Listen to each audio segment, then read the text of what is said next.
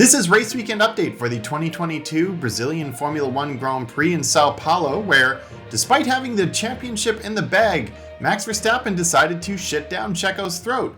My name is Stacey Hewen, and let's get right into it. The racing at Interlagos was absolutely brilliant. It was like a Brazilian times better than Miami. Charles Leclerc spent the whole end of the race begging for team orders, which just felt sad, you know? Mercedes was finally looking strong, finishing first and second in the race. Fans were relieved to see them challenging Red Bull, as Ferrari has proven they're not capable of mounting a title fight, even if their car is. At this rate, the F175 is going to go down in history as the best car to only place third in the Constructors. Lewis Hamilton was made a Brazilian citizen this week, but what he wasn't made was a race winner in 2022. Esteban Ocon proved once again today that he does not play well with others, which begs the question as to why Alpine signed him for such a long contract when he's obviously not a team player. And I have a theory. Alpine has a culture that alienates talent, and when they saw that's what Ocon does best, they knew he would be a perfect fit. Speaking of alienating talent, Verstappen didn't lose 6th place today, but he did lose a ton of fans and respect when he refused to let Checo through. Sergio Perez dropped the mic when he said, "shows who he really is," on the team radio in response to Horner's apology for the team orders not going through. In other news, Sergio Perez has been inducted into the Guinness Book of World Records for most humiliation endured by one man. Experts expect Checo to break this record next year when he continues to follow team orders because, in spite of everything that's happened, he knows this is the best drive he will ever get, even if Red Bull will never prioritize him. Yuki Tsunoda was not instructed to unlap himself from behind the safety car, proving that nothing has been learned since Abu Dhabi 2021, and firing Michael Massey ultimately did nothing.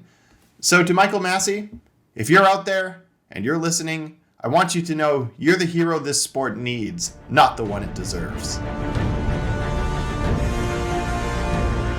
Now, before we go over to the Canadian Positivity Guide, don't forget to tickle that like button, cradle those notification bells, and of course, sub to me. I've heard the British guys enough, so why don't you listen to somebody else for a change? Jorpedo was a frickin' rocket today, leading most of the race and taking it from pole to victory. But the real hero was Lewis. Lewis got frickin' body checked by Max, who was having a race-long tantrum and still managed to finish second behind his teammate. I have to hand it to Toto. He's pulled out all the stops to get his team back on track, even going so far as to get Lewis Brazilian citizenship just so that he could have that home race advantage. Mercedes is back up at the front, and we should all be grateful. Ferrari is a gong show, and Red Bull has Joffrey Baratheon as their lead driver. And now back to your regularly scheduled programming. Kevin Magnussen proved he don't take no shit from nobody and took out his own killer with his wiped out car.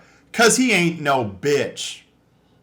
McLaren had an embarrassing weekend. Not only did Danny die playing bumper cars, but Lando Norris had an 8-second pit stop. For context, Carlos Sainz was literally on fire and his stop was still half that time. It's no wonder they double DNF'd so they could dip out early. Before we go to the spicy meme of the week, I do want to say that as much as I enjoy dunking on Max for being a little shit on the radio, there are some legitimately defensible reasons behind his actions that do need to be discussed. For starters, the gap was 4.4 seconds, which is a huge ask, meaning that Max would basically have to slam on the brakes for an obvious change of drivers when Checo clearly didn't have the pace. And second, this one's a little bit more nuanced, but apparently Max has a bit of a score to settle. There's a little bit of a rumor going around the paddock right now that Checo crashed on purpose in qualifying in Monaco to prevent both Max and Sainz from doing their final quali laps. I will say, while these might be valid reasons, even if that rumor seems to be unsubstantiated, doing it over the team radio really isn't the place to do it. And when Checo has been burned by team orders in the past, he's usually had the good graces to say that he wants to discuss it afterwards, and that's really where these heated discussions should happen.